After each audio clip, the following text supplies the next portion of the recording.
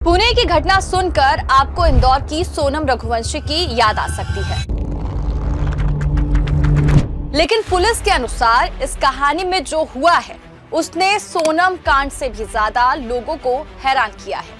ये कहानी है सिया गोयल, चेतन चौधरी और केतन अग्रवाल की। एक ऐसी कहानी जिसमें प्यार है, धोखा है, करोड़ों की शादी की तैयारियां हैं और 400 फीट गहरी खाई में हुई एक रहस्यमयी मौत है।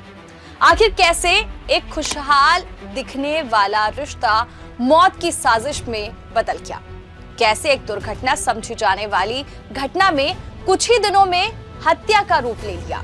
और कैसे एक बहन के छोटे से शक ने पूरी साजिश का पर्दाफाश कर दिया? आइए जानते हैं पुणे की उस लड़की की कहानी जिसे अब लोग दूसरी सोनम या छोटी सोनम कहकर बुला रही हैं। नमस्कार, आप देख रहे हैं पब्लिक वाणी पर जुर्म का सच। मैं हूं वर्षा श्रीवास्तव। इंदौर की सोनम रघुवंशी ने शादी के रिश्ते में धोखे की जो लकीर खींची थी, उससे भी बड़ी लाइन खींची है पुणे के एक रईस परिवार की बेटी सिया गोयल ने, जो न केवल चर्चा में है बल्कि उसके कारनामे से पूरा समाज डरा हुआ है। इंदौर की सोनम रघुवंशी ने अपने आशिक के खातिर जो काम शादी के बाद किया था, पुणे की सिया गोयल ने वही काम शादी के पहले कर दिया। संक्षेप में कहे तो मामला केवल इतना है कि सिया गोयल ने अपने साल भर पुराने प्रेमी चेतन चौधरी के साथ मिलकर मंगेतर केतन अग्रवाल की हत्या कर दी, ताकि उसकी शादी केतन से ना होकर बॉयफ्रेंड चेतन के साथ हो सके। सोनम और सिया कांड में शादी से पहले और शादी के बाद के अलावा जो अंतर है वो ये है कि सोनम ने अपने प्रेमी राज कुशवाहा के साथ मिलकर पति राजा रघुवंशी की हत्या करवाने के बाद उसकी लाश को गहरी खाई में फेंका था। वहीं सिया ने अपने बॉयफ्रेंड के साथ मिलकर मंगेतर केतन को जिंदा ही 400 फीट गहरी खाई में फेंककर उसकी हत्या की है। लेकिन इस लंबी साजिश की कहानी का एक एक पहलू हम आपको इस वीडियो में बताएंगे। पिंपली चिंचवड पुणे के इस इलाके ने कोरोना काल में देश के सबसे गंभीर हॉटस्पॉट के रूप में बहुत डराया था और आज इस हत्याकांड की डरावनी कहानी से भी डरा रहा है। पिंपली चिंचवड से 65 किलोमीटर दूर लोनावला इलाके की एक ऊंची पहाड़ी पर बना है ऐतिहासिक लोहागढ़ किला। छत्रपति शिवाजी महाराज के नाम से ये किला जुड़ा हुआ है। मराठा शासन के दौरान इसका उपयोग खजाना और महत्वपूर्ण सामान रखने के लिए किया जाता था। बिच्छू की पूंछ जैसी लंबी पथरीली दीवार विंचू काटा इसकी सबसे प्रसिद्ध संरचना है। यही कारण है कि यहाँ साल भर बड़ी संख्या में पर्यटकों की भीड़ लगी रहती है। इलाके के लोनावला देहात थाने पर इस क्षेत्र की कानून व्यवस्था की जिम्मेदारी है। इसी थाने में 18 जून की सुबह 10 बजे के करीब किले की पहाड़ी से एक युवक की गहरी खाई में गिर जाने की खबर मिलती है। मौके पर पहुंची पुलिस ने 3 घंटे के कड़े प्रयासों के बाद गहरी खाई से एक शव निकाला, जो था 26 साल के युवक केतन विशाल अग्रवाल का, जो अपनी 20 साल की मंगेतर सिया गोयल के साथ ट्रैकिंग के लिए यहाँ पर आया था। सिया गोयल मौके पर मौजूद थी, जिसने पुलिस को बताया कि हम लोग जब ऊपर चढ़ रहे थे, इसी दौरान तेज हवा चली और इस हवा के झोंके में केतन खुद को संभाल नहीं सका और खाई में गिर गया। केतन अग्रवाल पुणे के गहुजू इलाके में रहने वाले रियल एस्टेट कारोबारी और सक्सेस ग्रुप के डायरेक्टर विशाल अग्रवाल का बेटा है। विशाल पुणे के रियल एस्टेट सर्कल में लैंड बैंक माने जाते हैं, क्योंकि उनके पास रियल एस्टेट और इंडस्ट्रियल एस्टेट का विशाल नेटवर्क है और लैंड ओनरशिप है। सिम्बायोसिस यूनिवर्सिटी से बीबीए और अमेरिका के Babson college FW Olin graduate school of business से एंटरप्रेन्योरशिप में MS की डिग्री लेने के बाद केतन भी अपने पिता की कंपनी में डायरेक्टर और चीफ मार्केटिंग ऑफिसर के पद पर काम कर रहा था। सिया भी पुणे की रहने वाली है और उसके पिता भी ड्राई फ्रूट और मसाले का व्यापार कर केतन के पिता की जैसी ही हैसियत रखते हैं। एक ही समाज के होने के कारण सिया और केतन के परिवार में पुरानी जान पहचान रही है। पुणे के कॉलेज से कॉमर्स में ग्रेजुएट सिया गोयल की बिजनेस में इंटरेस्ट को देखते हुए उसके पिता ने पुणे की थोक सब्जी मंडी के पास बेटी के लिए एक बड़ी बेकरी खुलवा दी।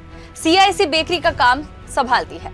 जनवरी महीने में सिया की बुआ ने विशाल अग्रवाल के घर आकर उनके बेटे केतन के साथ सिया की शादी का प्रस्ताव रखा। केतन 26 साल का था, जबकि चंद रोज पहले 19 जून को सिया ने अपनी उम्र के 20 साल पूरे किए हैं। सिया उम्र में अभी छोटी है, इसलिए केतन के पिता ने रिश्ते के लिए सहमत होते हुए भी 1-2 साल रुकने के लिए कहा। लेकिन सिया की बुआ और उसके माता पिता ने जल्द शादी करने की इच्छा जाहिर की, तो केतन का परिवार भी राजी हो गया। इसी साल फरवरी में दोनों का रिश्ता तय हुआ, एंगेजमेंट हुई और आने वाले 26 नवंबर को उनकी शादी होने वाली थी, जिसके लिए केतन के पिता ने लगभग 40 करोड़ का बजट रखा था। शादी शाही अंदाज में हो, इसके लिए उदयपुर के एक महल को लगभग 17 करोड़ रुपए में बुक किया गया था। इसके अलावा मेहमानों को लाने ले जाने के लिए केतन के पिता विशाल ने 2 चार्टर्ड प्लेन भी बुक करके रखे थे। केतन के परिवार में उसके दादा देवीलाल के अलावा चाचा ताऊ और उनके परिवार जॉइंट फैमिली के तौर पर साथ रहते हैं, इसलिए 22 सदस्यों का ये परिवार केतन की शादी को लेकर बेहद खुश था। इतना खुश कि जिस रोज 18 जून को केतन की खाई में गिरकर मृत्यु हुई, उसके अगले ही रोज 19 जून को सिया का जन्मदिन है। इसके लिए केतन के पिता ने अपनी होने वाली बहू का जन्मदिन मनाने के लिए महाबलेश्वर के एक रिसोर्ट में बड़ी पार्टी आयोजित की थी, जिसके लिए लगभग पूरा रिसोर्ट बुक किया गया था। खुद केतन ने भी सिया के जन्मदिन को स्पेशल बनाने के लिए 1 महीने पहले यानी 29 मई से ही काउंटडाउन सेलिब्रेशन शुरू कर दिया था, जिसके चलते वो हर रोज अपनी मंगेतर को सरप्राइज गिफ्ट भी दे रहा था। सिया सोशल मीडिया पर इसके वीडियो खुद पोस्ट किया करती थी, लेकिन केतन को क्या मालूम था कि उसकी होने वाली पत्नी सिया के अंदर एक सोनम जन्म ले रही है। पिता होने वाली बहू के जन्मदिन पर पार्टी की तैयारी कर रहे थे, मगर इससे पहले ही सिया के कहने पर एक दिन पहले केतन उसे लेकर ट्रैकिंग के लिए लोहागढ़ किला आ गया। दोनों एक शहर के थे, सो नए जमाने के हिसाब से सगाई के बाद से उनका मिलना जुलना लगभग रोज ही होता था। उनके मिलने और साथ घूमने पर ना तो केतन के और ना ही सिया के परिवार वालों को कोई एतराज था। केतन की माँ तो बहू के आने की बात से इतनी खुश थी कि अब जब भी वो खरीदारी करने के लिए बाजार जाती तो सिया को साथ लेकर जाती थी। इसलिए जब सिया की खुशी के लिए केतन लोहागढ़ किला गया तो परिवार ने इसे एक नॉर्मल तौर पर बात के तौर पर लिया और जाने दिया। लेकिन इस यात्रा में एक अजीब बात जरूर थी, वो ये कि ऐसे मौकों पर जहां प्रेमी जोड़े या यूं कहे कि एक दूसरे के होने वाले जोड़े नई नई जगहों पर जाते हैं, वही सिया केतन को लेकर पहली बार नहीं बल्कि दूसरी बार लोहागढ़ किला आई थी। इससे पहले वो 31 मई के अलावा 4 रोज पहले 14 जून को भी अपनी जिद पर केतन को लोहागढ़ किला लेकर आई थी। इसलिए 18 जून को एक बार फिर लोहागढ़ किला जाने की बात पर केतन के माता पिता ने उसे रोका था, लेकिन सिया ने रात के समय वीडियो कॉल करके केतन की मां से इजाजत देने की जिद की, तो होने वाली सास ने हंसते हुए अपनी होने वाली बहू को मंजूरी दे दी।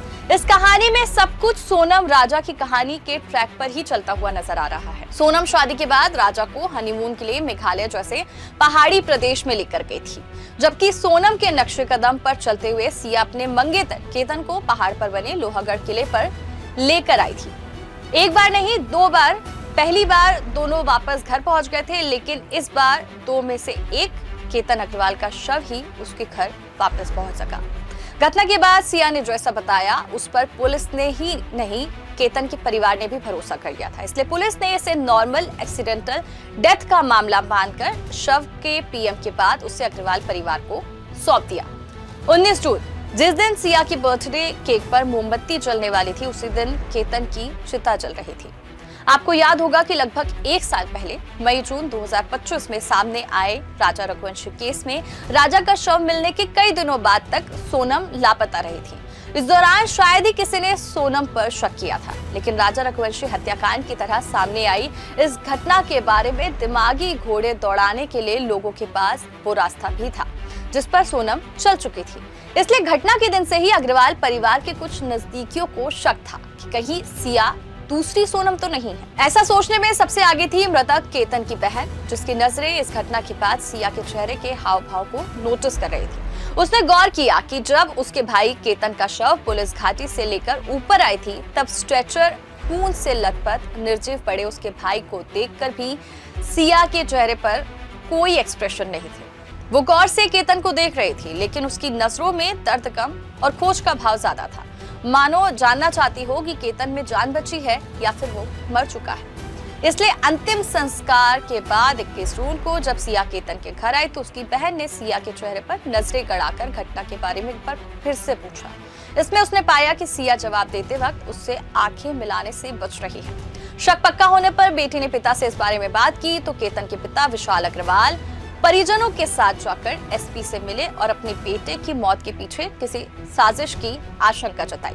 विशाल अग्रवाल द्वारा पुलिस को सुनाई कहानी में जब सामने आया कि सिया ही जिद करके केतन को लेकर 20 दिन में तीसरी बार लोहागढ़ किले गई थी।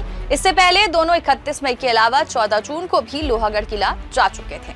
6 जून को सिया, केतन और केतन की बहन सहित 4 लोग प्री वेडिंग शूट के लिए इंडोनेशिया के बाली जाने वाले थे। उससे पहले 5 जून को भी सिया केतन को लोहागढ़ किला चलने की जिद कर रहे थे, लेकिन किसी कारण उस दिन वे किला नहीं जा पाए थे।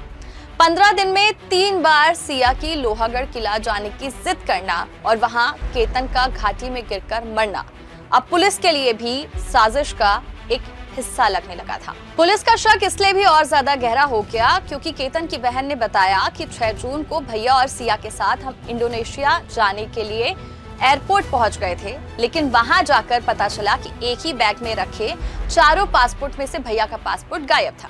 चारों पासपोर्ट सिया के बैग में थे, फिर एक पासपोर्ट कहां चला गया। जाहिर है कि भैया का पासपोर्ट नहीं मिलने के कारण हम चारों को एयरपोर्ट से वापस आना पड़ा। इसके बाद भी हमने शक नहीं किया, लेकिन अब शक होता है कि इंडोनेशिया के बजाय प्री वेडिंग शूट के बहाने भैया को लोहागढ़ किला ले जाने के लिए ही सिया ने उनका पासपोर्ट गायब किया था। शक के पर्याप्त कारण होने के चलते पुलिस ने सबसे पहले सिया के मोबाइल की कॉल डिटेल निकाली, जिसमें पता चला चौंकाने वाला सच। जनवरी से लेकर जून तक सिया के जिस नंबर पर लगभग 2500 बार से ज्यादा कॉल हुए, 300 घंटे से ज्यादा तक बात हुई, वो मोबाइल नंबर उसके मंगेतर केतन का नहीं था, बल्कि सब्जी मंडी में सिया की बेकरी के पास ड्राई फ्रूट की दुकान चलाने वाले 22 साल के चेतन चौधरी का था। लोहागढ़ किला के प्रवेश द्वार पर स्थित टिकट घर के पास लगे एकमात्र सीसीटीवी कैमरे फुटेज देखे गए, जिसमें पता चला कि जिस समय लगभग 9:30 बजे सुबह सिया और केतन टिकट विंडो से गुजरे हैं, उसके कुछ देर बाद ही एक युवक वहां पहुंचा, जिसने शर्ट के ऊपर हुडी पहनने के अलावा चेहरे पर मास्क और हुडी को सिर पर हेडफोन से दबा रखा था। जून महीने की 33 डिग्री तपा देने वाली गर्मी में एक युवक का हुडी पहनकर पहाड़ पर चढ़ना सोचने वाली बात थी। उससे भी बड़ी बात तो ये है कि इस दौरान युवक लगातार सिया और केतन से तय दूरी बनाकर लगातार उनके पीछे पीछे चल रहा था। पुलिस को लगा कि कहीं ये युवक चेतन चौधरी तो नहीं, लेकिन 18 जून के दिन चेतन चौधरी के मोबाइल की लोकेशन लगातार पुणे में उसकी दुकान पर ही मिली थी। पुलिस का शक उस वक्त और गहरा हो गया जब ये सामने आया कि उस दिन चेतन के मोबाइल में इंटरनेट सुबह 9 बजे से लेकर शाम 5 बजे तक बंद था। सच्चाई जानने के लिए पुलिस ने चेतन की दुकान पर काम करने वाले युवकों से पूछताछ की, जिसमें कर्मचारी ने बताया कि उस दिन चेतन भैया अपना मोबाइल दुकान पर छोड़कर उसका मोबाइल लेकर कहीं चले गए थे। पुलिस ने चेक किया तो पाया कि उस कर्मचारी का मोबाइल जो चेतन लेकर गया था, घटना के समय लोहागढ़ किले पर उसकी लोकेशन मौजूद थी। इसके अलावा इसी नंबर से सिया के नंबर पर फोन भी किया गया था। अब कहानी कांच की तरह लगभग साफ हो चुकी थी। अपराध की दुनिया को दूसरी सोनम मिल गई थी। देर करने का कोई कारण नहीं था, इसलिए पुलिस ने बिना देरी किए सिया गोयल और चेतन चौधरी को थाने बुलाकर उनसे पूछताछ की, जिसमें दोनों ने मान लिया कि सिया और चेतन ने अपने बीच से केतन को रास्ते से हटाने के लिए उसे खाई में धक्का देकर फेंका था। विशाल अग्रवाल के परिवार के लिए ये जानकारी अपनी बेटे की मौत से कहीं ज्यादा तकलीफ देने वाली थी कि जब उन्हें ये पता चला कि उनके बेटे की मृत्यु दुर्घटना में नहीं बल्कि उसकी हत्या की गई है। इकलौते बेटे को खोने का दुख झेल रहे पिता का कहना है कि सिया को अगर किसी से और से प्यार था तो भले ही वो घर से भागकर शादी कर लेती या मुझे या फिर मेरी पत्नी को ये बता देती, हम खुद ये रिश्ता तोड़ देते। कम से कम आज मेरी चिता को आग देने वाला तो जिंदा होता। सिया के इस व्यवहार के लिए उन्होंने गोयल परिवार की परवरिश को भी दोषी माना। वहीं केतन की मां का कहना है कि सिया के पूरे परिवार को बेटी के चरित्र की जानकारी थी, इसलिए हमारे मना करने पर भी कि सिया अभी केवल 20 साल की है, थोड़ा रुक कर शादी कर लेंगे, उन्होंने शादी की जल्दबाजी की, जिसे हमने मान लिया था। उन्होंने ये भी आरोप लगाया कि सगाई के बाद सिया कई बार हमारे घर पर डिनर के लिए आई थी। मैंने उससे साफ कह दिया था कि हमारे परिवार में ड्रिंक्स करना जरा भी अलाउ नहीं है, लेकिन मुझे 1-2 बार लगा कि सिया ने ड्रिंक किया है। बहरहाल सिया और उसका प्रेमी चेतन दोनों ही पुलिस कस्टडी में है, जहां पुलिस उनसे पूछताछ कर सबूत जुटाने के कामों में अब जुटी हुई है। हाँ, इस दौरान ये बात जरूर सामने आई कि केतन की हत्या की पूरी साजिश सिया ने रची थी। एक सीसीटीवी वीडियो भी वायरल हुआ है जिसमें सिया और चेतन पुणे के कैफे में मिलते हुए देखे जा रहे हैं। जानकारी के मुताबिक ये वीडियो केतन की हत्या से एक दिन पहले का बताया जा रहा है। चेतन के वहां होने से किसी को शक ना हो, इसके लिए वे अकेले ही केतन को खाई में धक्का देकर उसकी जान लेना चाहती थी। 31 मई को जब केतन और सिया पहली बार लोहागढ़ किले गए थे, उस समय जब वहां की गहरी घाटियां देखकर सिया ने सोच लिया था कि यहां धक्का देकर केतन को आसानी से रास्ते से हटाया जा सकता है। ये बात उसने अपने प्रेमी चेतन को बताने के बाद 5 जून को फिर से केतन पर लोहागढ़ किले चलने का दबाव बनाया, लेकिन उस रोज किसी कारण केतन लोहागढ़ नहीं आ सका। सिया जानती थी कि अगर उनका प्री वेडिंग शूट बाली में हुआ तो फिर लोहागढ़ किला जाने का बहाना नहीं मिलेगा। दूसरे, सिया का प्रेमी नहीं चाहता था कि केतन उसकी प्रेमिका को लेकर यूं ही दुनिया घूमे, इसलिए उसने सिया को मना किया था कि वो केतन के साथ इंडोनेशिया के बाली नहीं जाए। सिया अपने प्रेमी चेतन को दुखी नहीं करना चाहती थी, इसलिए बताया जा रहा है कि बाली जाने के लिए मुंबई एयरपोर्ट जाते हुए केतन और सिया एक होटल पर रुके थे। तब सिया काफी देर तक वॉशरूम में थी, तभी संभवतः उसने केतन का पासपोर्ट फाड़कर फ्लश कर दिया हो, जिससे एयरपोर्ट पर पासपोर्ट गुम हो जाने के कारण सिया, केतन और उसकी बहन को मुंबई एयरपोर्ट से ही वापस आना पड़ा था। इसके बाद जिद करके सिया 14 जून को एक बार फिर केतन को लोहागढ़ किले ले गई, जहां उसने मौका पाकर केतन को घाटी में गिराने के लिए धक्का भी दिया था। लेकिन केतन की जिंदगी में 4 दिन और बचे थे, इसलिए संयोग से किनारे पर खड़े एक पेड़ का सहारा मिल जाने से केतन गहरी खाई में गिरने से बच गया था। ये देखते ही सिया पागलों की तरह Ketan, oh my Ketan, you are my life कहते हुए उससे लिपट गई थी। केतन के कुछ समझ में नहीं आ रहा था, क्योंकि वो तो ये सोचकर हैरान था कि सिया ने तो उसे धक्का दिया है, मगर क्यों? और यहाँ तो सिया ही परेशान होकर उसे बाहों में भरे हुए है। क्या हुआ सिया? What happened? तुम डरी हुई क्यों? केतन खुद से लिपटी सिया से पूछा तो शातिर सिया ने कहा, कितना बड़ा काला सांप था एकदम तुम्हारे पैर के पास, मैं धक्का देकर ना हटाती तो मालूम नहीं क्या हो जाता। थैंक गॉड तुम सेफ हो। जाहिर है कि सांप वहां होता भी तो केतन उसे देख ले, इसके लिए वो वहां बैठा तो रहेगा नहीं, इसलिए केतन ने भी ये मान लिया कि सचमुच वहां पर कोई सांप था जो झाड़ियों में चला गया होगा। इसलिए इस तरह सिया जो केतन की जान लेना चाहती थी, उसी को केतन ने उस रोज अपनी जान का रक्षक मान लिया। रात में जब सिया ने केतन के मरने और अपने पकड़े जाने से बाल बाल बचने की बात प्रेमी चेतन चौधरी को बताई तो चेतन ने उससे रोड एक्सीडेंट में केतन को मारने की बात कही, लेकिन सिया ने मना कर दिया।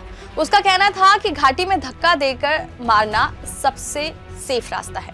किसने धक्का दिया ये बताने के लिए केतन जिंदा नहीं रहेगा और बिना चाकू जहर के काम हो जाने से किसी को शक भी नहीं होगा। चेतन को भी यही ठीक लगा, इसलिए उसने अगली बार साथ रहने की बात कही ताकि दोनों मिलकर केतन को धक्का दे सके।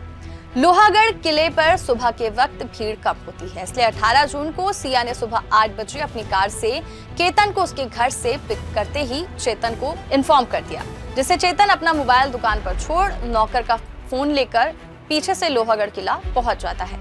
किले पर ऊपर पहुंचने के बाद सिया केतन को उस जगह ले गई जहां भीड़ कम के अलावा सुरक्षा के लिए रेलिंग तक नहीं थी। चेतन दोनों के आसपास सुरक्षित दूरी बनाकर मौजूद था ताकि मौका मिलते ही वो प्लान को एग्जीक्यूट कर सके। मौके पर जो इक्का दुक्का पर्यटक वहां घूम रहे थे, सिया ने उनके दूर जाने का इंतजार किया और जब देखा कि सारे लोग वहां से जा चुके हैं, तब उसने फोटो खींचने के बहाने केतन को घाटी के किनारे पर खड़ा कर दिया और प्रेमी को इशारा किया, जिससे चेतन लपक कर वहां पहुंचा और दोनों ने मिलकर केतन को घाटी में धक्का दे दिया। इसके बाद जब इस शातिर जोड़े ने देखा कि केतन चट्टानों से टकराकर काफी गहराई में जाकर गिरा है, तब चेतन वहां से भाग निकला। चेतन के जाने की कुछ देर बाद ही सिया की चीख पुकार सुनकर मौके पर कुछ लोग पहुंचे और उसने दोनों परिवारों को ये खबर दी। केतन के पिता का कहना है कि जब उनके बेटे का शव घाटी से निकाला जा रहा था, तब उन्हें इस बात का डर था कहीं बेटे की ऐसी हालत देखकर सिया कोई गलत कदम ना उठा ले। पर उन्हें क्या मालूम था कि उनके बेटे की जो हालत हुई है उसके लिए कोई और नहीं बल्कि सिया ही जिम्मेदार है। तो ये थी दूसरी सोनम की पूरी दास्तान, जिसने आज की पीढ़ी के प्यार और इस प्यार की सोच पर गंभीर सवाल फिर से खड़े कर दिए। पब्लिक वाणी की युवाओं से अपील है, अगर आपको कोई पसंद नहीं है तो उससे दूर जाने के कई दूसरे रास्ते हैं। जो सोनम ने और उसके बाद अब सिया ने किया, ऐसा कतई ना करें। प्यार किया है तो अपने माता पिता से बात करें। माता पिता से भी निवेदन है कि बच्चों का रिश्ता तय करने से पहले एक बार उनकी राय जरूर लें। अपनी इज्जत के लिए उनकी भावनाओं की अनदेखी ना करें, क्योंकि जिद किसी की हो, बच्चों की या फिर माता पिता की, दोनों की स्थिति में परिणाम अच्छा तो बिल्कुल नहीं होता है। फिलहाल के लिए जुर्म का सच में इतना ही। फिर किसी कहानी के साथ मुलाकात होगी। तब तक के लिए खबरों के लिए पब्लिक वाणी चैनल को सब्सक्राइब करना ना भूलें।